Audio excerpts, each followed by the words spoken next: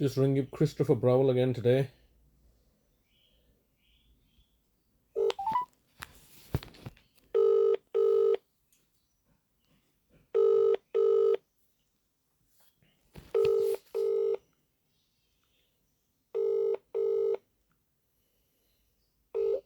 This is the Vodafone voicemail service for 07762471196. Please leave a message after the tone. When you finish recording, please hang up or press the hash key for more options. Yes, good afternoon, Mr. Browell. It's Mr. Hussein here, leaving you my daily voicemail message, asking you to contact me as a local authority after having unlawfully kidnapped my brother and human trafficked him out of my care into your unlawful care and custody now for a time period of 64 days. This is simply ridiculous. There is no legal framework. You can see from the emails that I've sent, I've simply asked for you to give me a simple answer, i.e., what legal framework have you used to take my brother? And you've just said best interest. That's not a legal framework. That's a phrase that you've used. Best interest under what? Under the Mental Capacity Act 2005?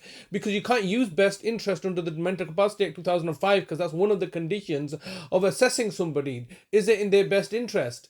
And how is it in my brother's best interest to be unlawfully abducted like this? This is simply ridiculous, and quite evidently there's a fraud and a deception taking place. I was in court yesterday, as you fully know as a local authority, after you've now purchased the services of District Judge Wilcox, District Judge Mitchell, and His Honour Justice Grosnell. You've achieved this in order to abduct my brother unlawfully and have him in your care and custody. It's another lovely day today. This is a day that I should be spending with my brother. I have absolutely no idea where my brother is. You have instead, as a local authority, sought fit to buy off the services of the judges and the judiciary in order to abduct my brother. And what I'm fearful of is that this is a recurring theme or a pattern in relation to yourself and the death of my family members.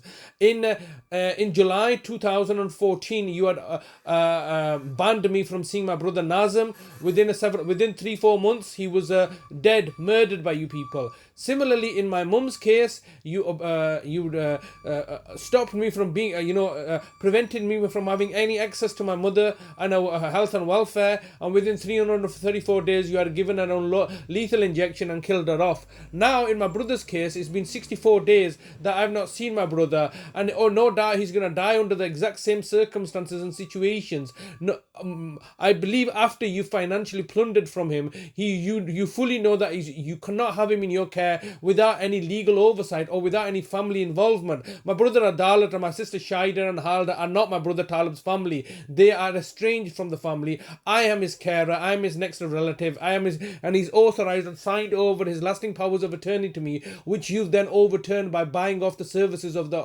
official, the public guardian Nick Goodwin. And this is quite clearly a fraudulent case. I'm going to continue to ring you up to find out exactly what's happening. Why is it the case that my brother's been abducted like this, and I, as his family member, have no understanding of where he is, what kind of health and state he's in? This is not acceptable. I keep on telling you, this is not acceptable, and you people are so belligerent and so belligerent at what you're doing, because you know the fact that there is no consequences to you, the local authority, is there? You're a corporation, and you can't be arrested. And anyway, the police, you pay the police, so the police are not going to arrest you for your misconduct and deeds. And you're not doing it as a rogue individual that can be arrested. You're doing it as a rogue collective local authority that are knowingly committing acts of tyranny and violence against vulnerable people, particularly myself and my brother. Now, this is simply not acceptable. I should know what state my brother is in, while you, the state, are holding him at ransom like this. Even a criminal cannot be kept like this, because you can't unlawfully incarcerate somebody like this without the involvement of the family knowing this. There will be consequences for your actions that you're doing now, and you feel so brave and when I say you, obviously I don't mean you personally, Mr. Browell, because you're simply being fronted. The real true decision makers are the local authority, key bosses that have allowed the situation to happen. My brother is no doubt deteriorating in your care. You cannot look to care for him. You simply cannot. It's not a money issue. It's a love and caring issue, which you cannot simply substitute. You cannot simply substitute me for somebody else, a stranger that has no relationship with my brother, who's been simply tasked to do something. Cleaning tasks is not what my brother needs. My brother needs his brother, me, his carer, his confidant, his legal representative, whom you have clearly understood that he's given me authority to do so. It's simply that you, the local authority, cannot accept this. And the reason that you cannot accept this is because you're acting in the best interest of not my brother, but in the best interest of yourselves, because it looks to undermine your criminal conviction, which you have now plundered from us. So this all charade is a continuation of everything that you've been doing for the last since you first came into our life once again in July, August 2012. So now for a period of over 11 years you've been doing this, playing silly buggers. You've stopped my brother's social care money. You've accumulated all that. You've plundered my brother's trust fund in order to get money off me to give to him so you can have it. This is not acceptable. I keep on advising you to get in touch with me. There will be serious consequences, and you keep on thinking that because you're a local authority and because you have the ability to buy everybody off, that you can continue to do this. It's a lovely day today, and I should be me and my brother should be spending time together. I should be 15 seconds recording time remaining. I should be spending this time helping my brother improve his health and well-being. How exactly are you improving his health and well-being, knowing the fact that he's got mental health problems? All you're doing is to drug him without his permission. All you're looking to do is force care upon him for your own best interest or over my brother's best interest. Not acceptable, Mr. Browell. Not acceptable by the local authority. Your recording time has expired. To leave your message, press 1. To review message, press 2. To re-record. Message sent. Thank you for calling.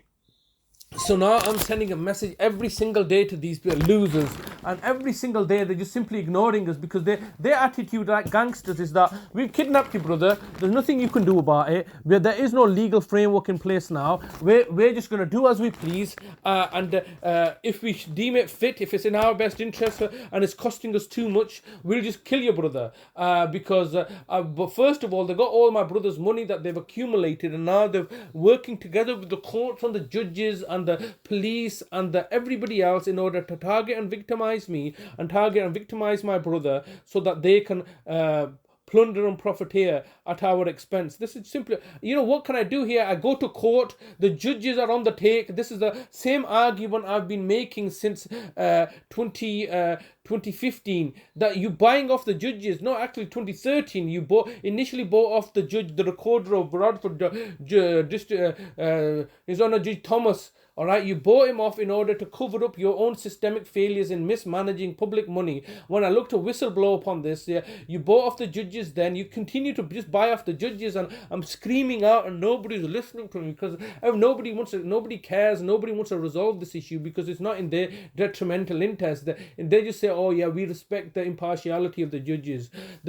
You can respect the impartiality of the judges, but it does not mean that they're impartial. They are prostituting out their services to the local authority, and the local authority clearly can do no wrong effectively. The local authority can do no wrong, yet here I am targeted because any wrongdoing that I do, they've already got a prison cell waiting for me, as they did last time, and they've obviously taken my brother like this. It's just very, very exhausting having to leave a message every single day. It's 64 days that I have no idea how my brother's been taken, under what circumstances he's been taken. It's simply the police have come along and said, look, we're handing him over to Bradford Council, who have come down on the false allegations that I've killed him, taken him into their care and custody, not advising me of what situation and state he's in, sabotaging the whole family. It's just absolutely horrendous, diabolical and despicable of them. But what can you do?